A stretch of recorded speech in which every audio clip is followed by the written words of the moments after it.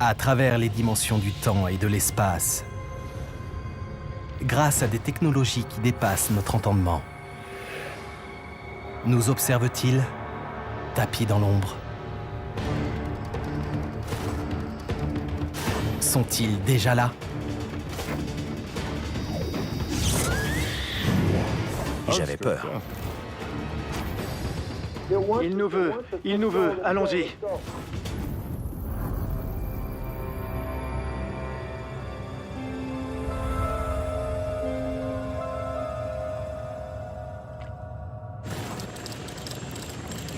En 1980, alors que les relations entre États-Unis et URSS s'enveniment, une base de l'OTAN sous commandement américain en Angleterre est en état d'alerte. Jim Penniston et John Burroughs, deux aviateurs de l'US Air Force, patrouillent dans la forêt de Rendlesham, dans le Suffolk. J'étais aviateur chargé de la sécurité. J'assurais la sécurité à la base de la Royal Air Force de Woodbridge pendant une période tendue de la guerre froide. Mes collègues ont appelé à la radio et à leur voix, j'ai senti qu'il se passait quelque chose. Il fallait vérifier qu'un portail était bien fermé. Le radar avait signalé un objectif non identifié, environ un quart d'heure plus tôt. De toute évidence, c'était un avion qui s'était écrasé. C'était l'explication la plus logique. Donc on est allé voir sur place à un endroit où il y avait de la lumière dans les bois. On avait l'impression que la forêt luisait en blanc. J'ai même dit que ça ressemblait à une décoration de Noël avec les lumières qui clignotaient.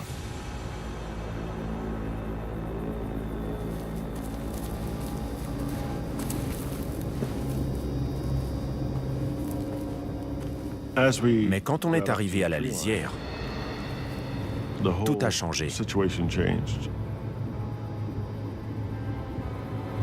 Ça n'était pas un avion. Il n'y avait rien. Pas d'odeur de carburant en train de brûler, pas de bruit, pas d'incendie. Et bizarrement, la radio ne fonctionnait plus.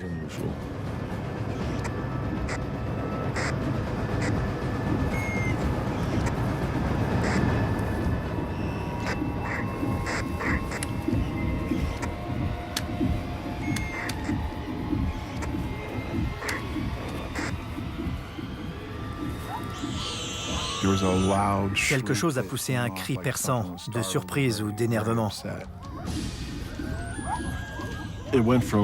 Jusqu'à ce moment-là, on avait cru à un accident d'avion. Mais il s'avérait que c'était un problème de sécurité. Plein d'animaux s'enfuyaient. C'était très bizarre. Je me suis dit qu'on était dans le pétrin. Je n'avais jamais été confronté à une situation pareille. Et j'avais peur. Il y a eu un éclair lumineux. Aveuglant.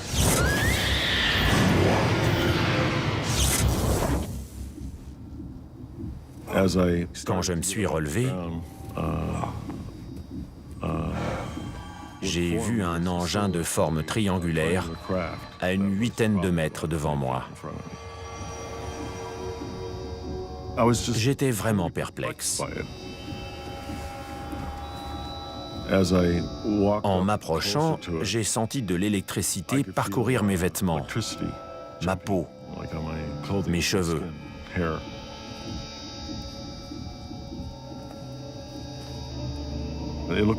On aurait dit du verre noir très brillant. Et le revêtement de l'engin était traversé de couleurs. Des petites boules bleues et oranges.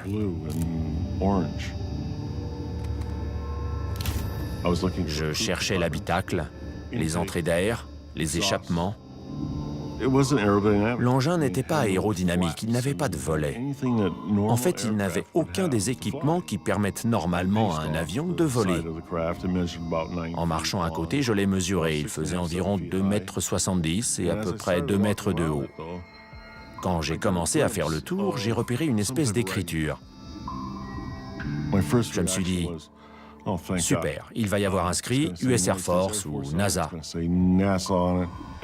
Mais à ma grande déception, ça ressemblait plutôt à des caractères, des pictogrammes. J'étais en plein mystère. Ces caractères s'étalaient sur 1 mètre et ils mesuraient 12 à 15 cm de haut. J'ai passé la main dessus et ça ressemblait à du papier de verre tellement c'était rugueux. Au-dessus, il y avait un cercle avec un triangle à l'intérieur et je l'ai touché aussi. Je ne voyais plus que cette lumière blanche. Son intensité s'est maintenue le temps du contact.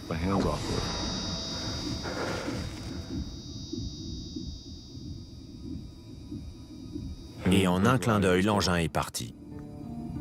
Mais il n'y a eu ni déplacement d'air, ni bruit, et un avion ne peut pas voler comme ça. D'où sortait une technologie pareille? J'étais abasourdi. Qu'est-ce qui venait de m'arriver? Là-haut. Il est là-haut. Il a foncé au-dessus des arbres. On l'a suivi en pensant qu'il allait se poser plus loin. Mais dès qu'on avait l'impression de s'approcher, il s'éloignait. On ne savait pas ce que c'était.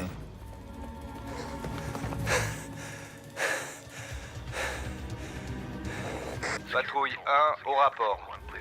Reçu. On rentre à pied. Je ne sais pas ce que c'était, mais c'est parti vers la côte. On était vraiment stupéfaits. John et moi, on s'est demandé comment expliquer ça aux autres. Comment leur raconter tout ce qu'on avait vu.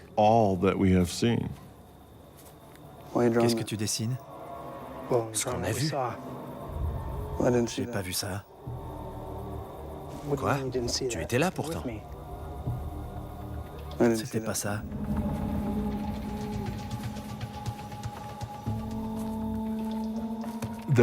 À partir du moment où on est tombé par terre, les souvenirs de Jim et les miens ne sont plus les mêmes.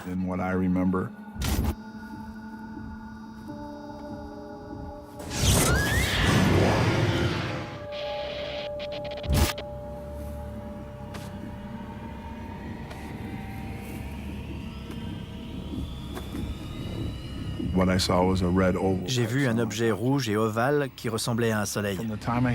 Il s'est écoulé très peu de temps entre le moment où je suis tombé et celui où l'objet est reparti.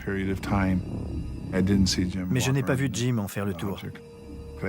Je ne peux pas donner d'explication rationnelle à ce que j'ai vu. En retournant à la tour d'Eastgate, on n'a rien dit. Rien.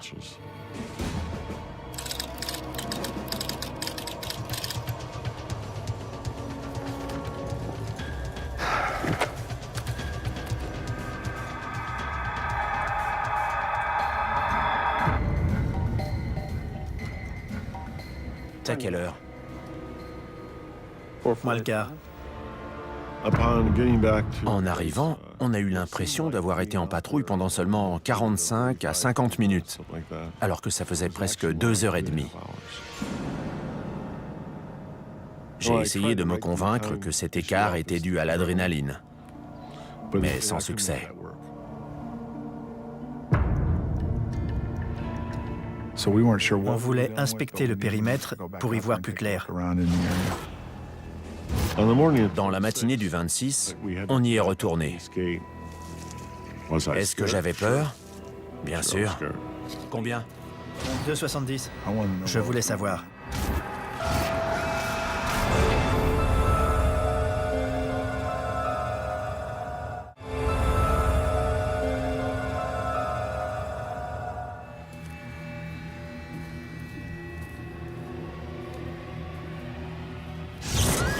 Témoins d'un phénomène étrange en forêt de Rendlesham, Jim Penniston et John Burroughs souffrent d'un décalage temporel. Et leurs souvenirs ne coïncident pas. J'ignorais ce que c'était.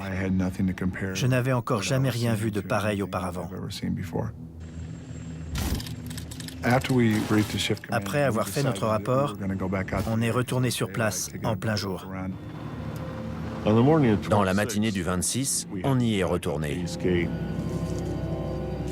Est-ce que j'avais peur? Bien sûr. Mais il fallait trouver des preuves, des éléments concrets permettant de dire que c'était bien arrivé.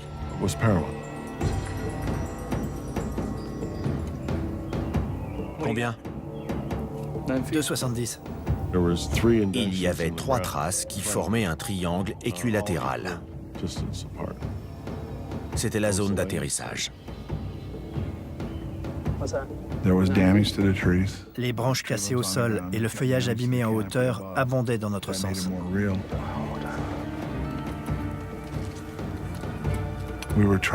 On se demandait quel matériel, militaire ou autre, avait pu faire tout ça. On s'entraînait sans arrêt à reconnaître les avions, ceux des Soviétiques, du pacte de Varsovie ou des Chinois, pour pouvoir les identifier instantanément grâce à leur silhouette. Mais ce qu'on avait vu ne correspondait à aucun des aéronefs qu'on m'avait montrés. Là-haut! Il est là-haut! Je ne sais pas ce qu'on a vu, mais aucun avion militaire n'aurait pu faire la même chose. Nick Pope a été ufologue auprès du ministère britannique de la Défense. Décembre 1980 a été marqué par des tensions internationales inouïes. Parce que l'URSS et les forces du pacte de Varsovie se montraient menaçantes. J'ai émis l'hypothèse qu'il s'agissait peut-être d'un aéronef soviétique, un avion espion ou un drone, et que les symboles étranges que Jim Penniston avait vus étaient peut-être en cyrillique. Je savais que ça n'était pas un avion soviétique. Les caractères étaient déroutants. Ils m'étaient totalement inconnus. Ce qui y ressemblait le plus, c'était peut-être les caractères égyptiens. Peut-être. Il y a longtemps que l'armée américaine utilise des aéronefs ultra secrets à la forme parfois surprenante, comme l'explique Scott Miller, professeur d'ingénierie aérospatiale. Beaucoup d'appareils furtifs ont la forme d'une aile delta. C'est très fréquent. Et leurs feux sont généralement placés aux extrémités de l'avion, ce qui peut lui donner une allure très étrange. Et l'utilisation de moyens permettant de diminuer la signature radar a commencé pendant la guerre froide. Le U-2 a subi plusieurs transformations pour devenir plus furtif. Le SR-71 Blackbird existait dans une version baptisée A-12, mise à la disposition de la CIA, qui avait une peinture très sombre. Sa signature radar et infrarouge était nettement réduite, et il a dû faire une drôle d'impression à ceux qui l'ont vu de nuit. Sauf que ce truc ne s'est pas comporté comme un avion. Pas de bruit de moteur. Pas de bruit du tout. Un avion ne peut pas voler comme ça. C'était une technologie très en pointe, bien au-delà de ce qu'on pouvait fabriquer.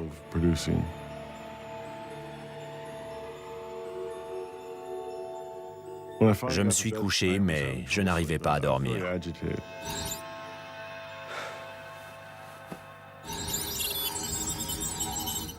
Impossible de me sortir ces 1 et ces 0 de la tête. Dès que je fermais les yeux, je les voyais. Du coup, je me suis levé, j'ai pris le calepin que j'avais avec moi cette nuit-là et j'ai commencé à le feuilleter. Comme je voyais toujours des 0 et des 1, je me suis dit que je pouvais les noter. Et plus j'écrivais, mieux je me sentais. Mais je n'osais en parler à personne. Franchement, est-ce que je pouvais parler de ces chiffres à mes supérieurs? Ils auraient cru que j'avais disjoncté, et ça aurait mis fin à ma carrière. Donc j'ai rangé le calepin.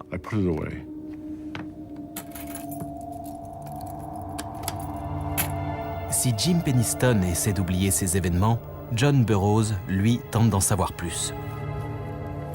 Plus tard, il retourne dans la forêt de Rendlesham avec d'autres aviateurs commandés par le colonel Charles Holt. Ça bougeait près de Woodbridge. Le soldat de garde a vu des lumières étranges dans les bois. Et le colonel Holt a été désigné pour conduire un groupe de gars chargés de tirer l'affaire au clair. Le colonel était le second du commandant de la base où se trouvait le 81e escadron de chasse tactique, le numéro 2 de la base. Je voulais savoir si c'était revenu, de quoi il s'agissait. Et je cherchais une explication rationnelle. Le colonel Holt avait un petit magnétophone. Et il a enregistré les descriptions de ce qu'il voyait. On dirait qu'il palpite. Il y avait des lumières bizarres, dont 2 qui volaient en faisant une sorte de quadrillage. Tout à coup, devant nous, on a vu une lumière bleue transparente s'approcher à toute vitesse. Après, un objet blanc est apparu au-dessus. Il est descendu et il a attendu non loin.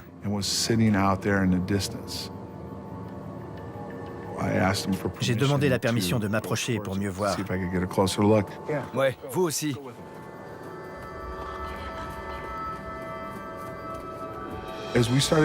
Au fur et à mesure qu'on avançait, la chose semblait s'approcher. Le sergent Bastenza était à ma droite, mais il est tombé. Il m'a vu entrer dans la lumière et disparaître. Il a vu la lumière exploser, et je suis resté introuvable pendant plusieurs minutes. Aucun souvenir. Je n'ai aucun souvenir de ce qui s'est passé. Je me souviens seulement que la chose a disparu. John? Il voulait savoir. C'était quoi? John?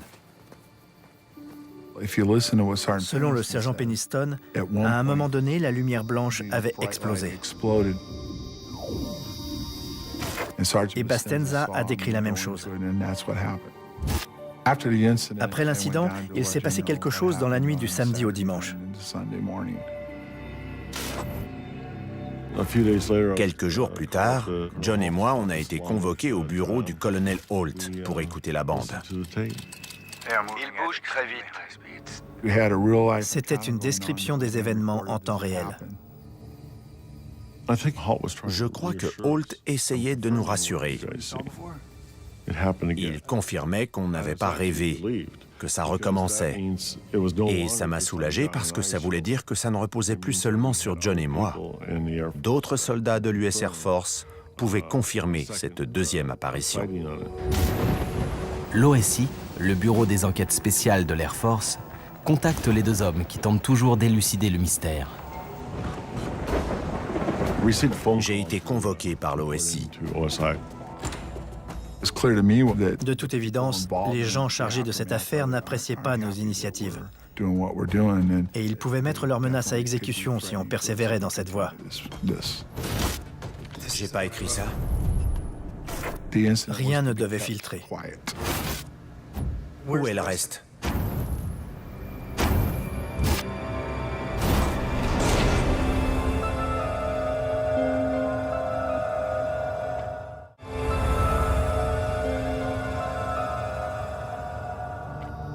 Fin 1980, Jim Penniston et John Burroughs observent un engin étrange dans la forêt de Rendlesham, en Angleterre.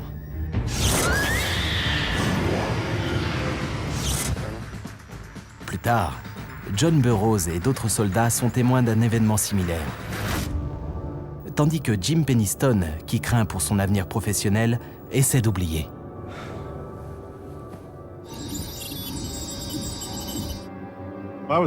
J'étais très inquiet à l'idée qu'une enquête s'intéresse plus en profondeur à ce qui s'était passé.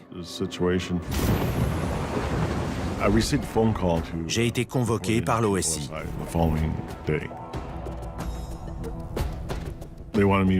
On a pris ma déposition et on m'a expliqué très clairement qu'il fallait que j'indique tout ce qui était arrivé dans les moindres détails. J'étais intimidé. Ces gens-là ne rigolaient pas. Soit je collaborais avec eux et je leur racontais tout, soit je pouvais faire une croix sur ma carrière. Je leur ai demandé si ça allait me coûter mon boulot, et ils m'ont répondu que non, qu'ils voulaient simplement que j'explique ce qui s'était passé, et que tout serait fini. Ça m'allait très bien. J'ai rédigé un rapport manuscrit de 4 pages où je parlais de l'éclair lumineux, du contact physique avec l'engin.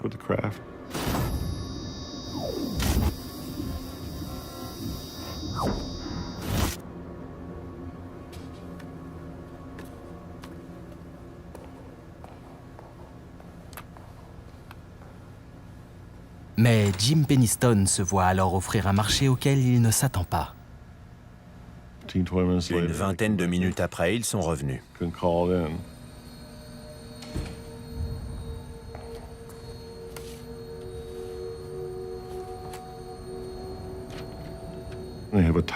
Il y avait un quart de page dactylographié, à peine plus, que j'ai lu 2 ou 3 fois.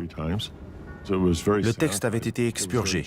Il était très neutre. Et on m'a dit, « Voici la version officielle que vous donnerez si on vous pose des questions. » J'ai pas écrit ça. Où est le reste? J'ai pensé à notre code de conduite qui prévoit qu'on ne doit pas faire de fausses déclarations. Ça ne me plaisait pas. Pas du tout même. Mais l'OSI a les moyens d'intervenir en marge de la hiérarchie classique. Ça lui est tout à fait possible.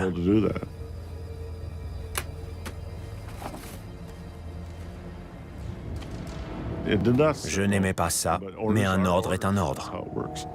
C'était troublant. Je n'étais pas un criminel de guerre. Pourtant, on me traitait comme tel, ou comme un espion qui s'était fait pincer. Le gouvernement a dû comprendre que c'était important, et il ne voulait pas que ça se sache. Il y avait plusieurs bonnes raisons de taire cette affaire. Aucun gouvernement n'est prêt à reconnaître que son système sophistiqué de défense aérienne est en fait inefficace, ni qu'il fait face à une technologie contre laquelle il est tout bonnement impossible de se protéger. L'incident reste donc un secret bien gardé. Il ne vaut mieux pas réveiller le chat qui dort. Dont acte. J'ai quitté la base après 2 ans de service, en juillet 81. Et j'ai fait de mon mieux pour oublier l'incident. Mais c'est plus facile à dire qu'à faire. J'étais malade. Le contact a eu des conséquences physiques. Je me suis mis à avoir des vertiges, des problèmes d'équilibre dus à l'oreille interne.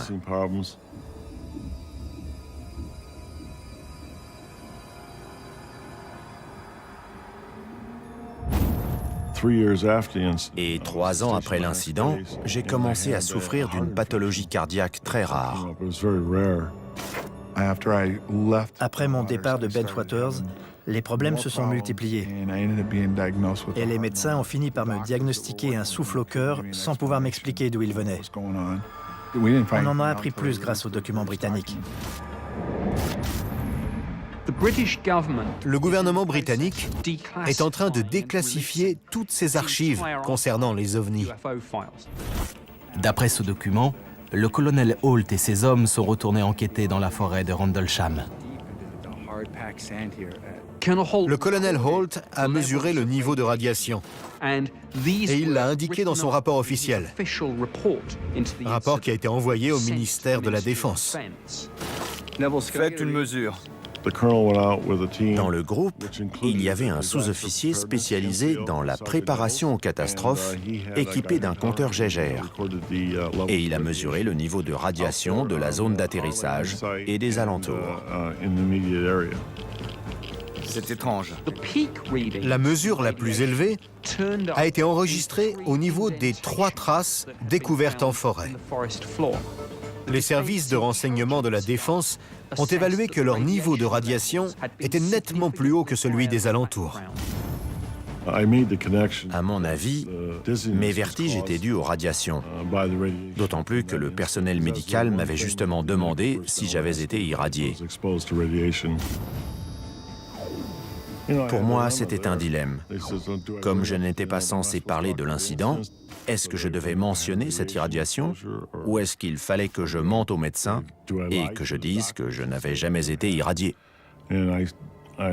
J'ai obéi à mes ordres et j'ai dit que non.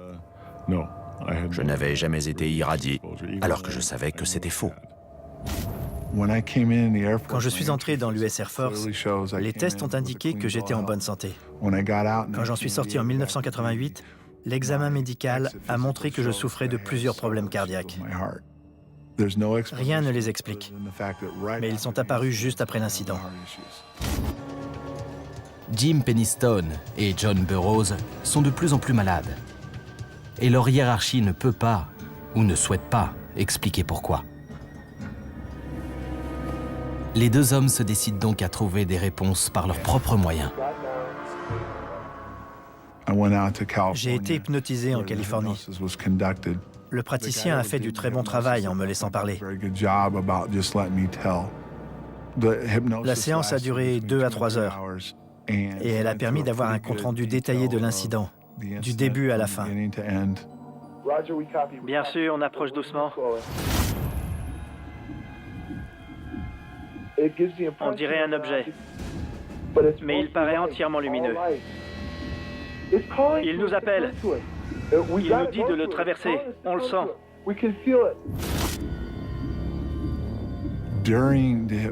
L'hypnose a montré que j'avais été en contact avec quelque chose. Il faut s'approcher. Il faut savoir ce qu'il veut. C'est évident que j'ai été attiré par l'objet.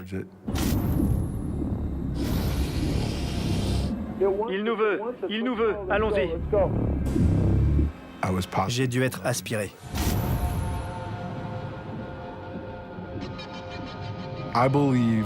J'étais sûrement à l'intérieur de l'objet quand le sergent Penniston en a fait le tour.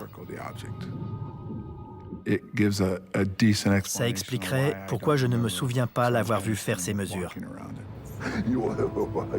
D'autres séances portent sur ce qui lui est arrivé lors du deuxième incident, celui en présence du colonel Holt. Ça, c'est pas naturel. On a plus de détails sur la deuxième nuit. Les lumières sont revenues. Je savais qu'elles seraient là. Elles sont bizarres. Elles sont en stationnaire au-dessus. On est en contact télépathique.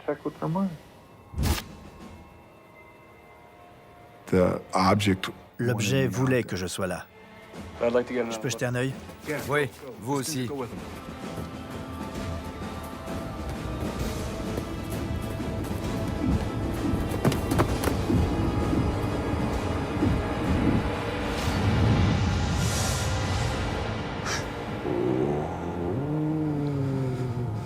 Qu'y a-t-il?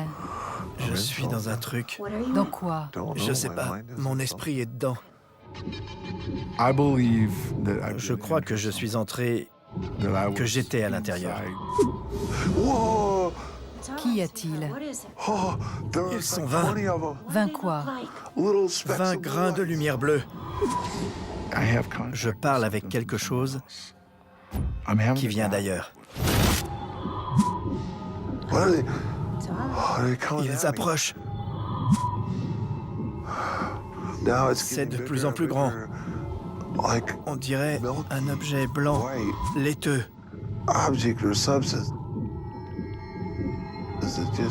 Il monte, il descend, plus large, plus petit.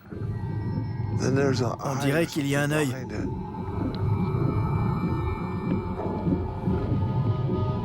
Ça s'ouvre. Il y a quelque chose dedans? Non.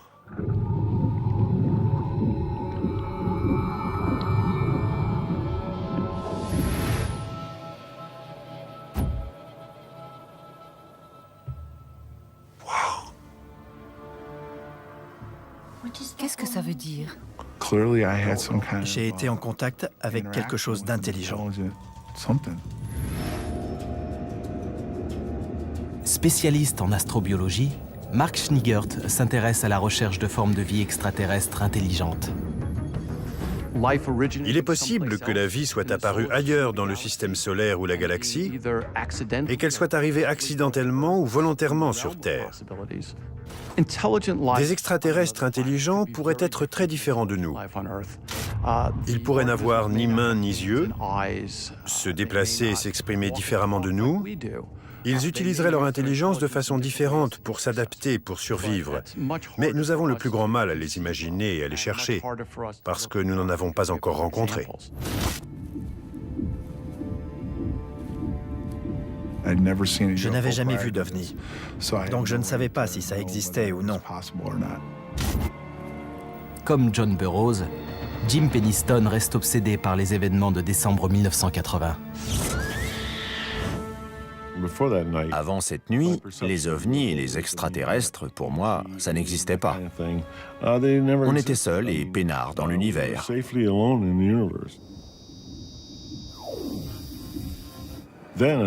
Mais tout a changé dans les bois.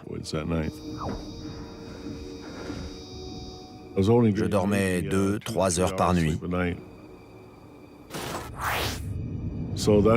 Et on m'a suggéré de m'adresser à une psychiatre pour régler ce problème de sommeil. Une séance d'hypnose a révélé qu'il y avait un blanc qui correspondait à la période passée en forêt.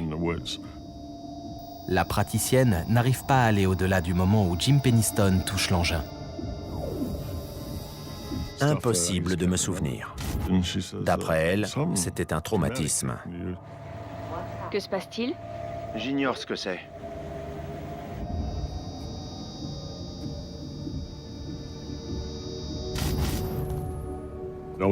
Je passais à l'interrogatoire de l'OSI sans savoir ce qui était arrivé entre-temps. La lumière? L'engin? Non. Je suis à l'OSI. Elle m'a dit qu'un verrou mémoriel m'empêchait de me souvenir de ce qui s'était passé. Pour elle, c'était une première. Je me rappelle seulement de ma première déposition à l'OSI. Je ne dois pas en parler.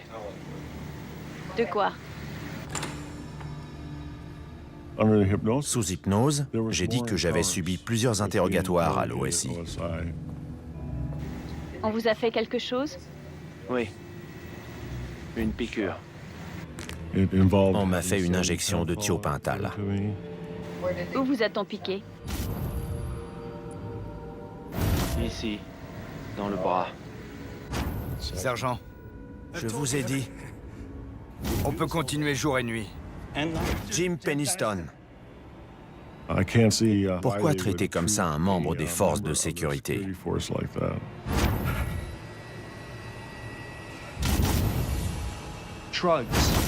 Dans ce contexte, cette substance peut servir deux objectifs: obtenir la vérité ou la dissimuler. Les citoyens américains et britanniques auraient été horrifiés d'apprendre qu'un aéronef avait traversé avec autant de facilité un rideau défensif aérien aussi complexe et, soi-disant, aussi efficace. Donc tout le monde avait une bonne raison d'étouffer cette affaire.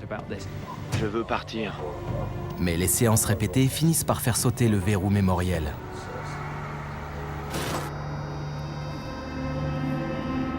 Je vois l'engin.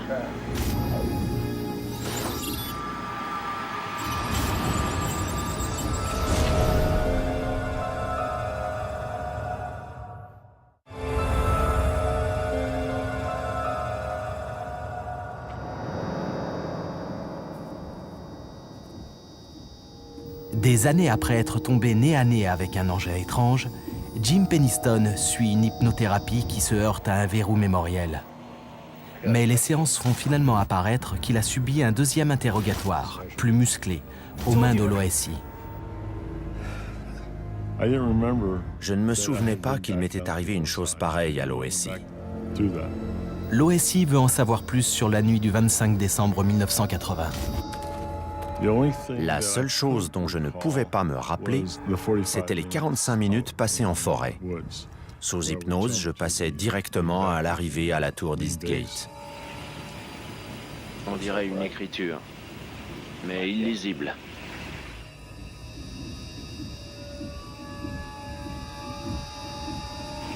Il faut que je la touche.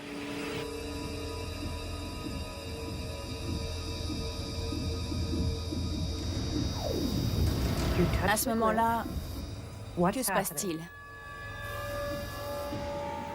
Je vois l'engin. Une lumière blanche.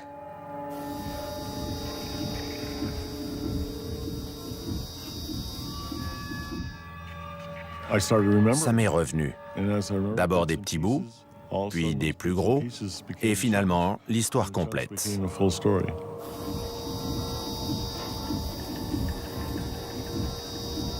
Ils ont pour mission de prendre contact avec nous.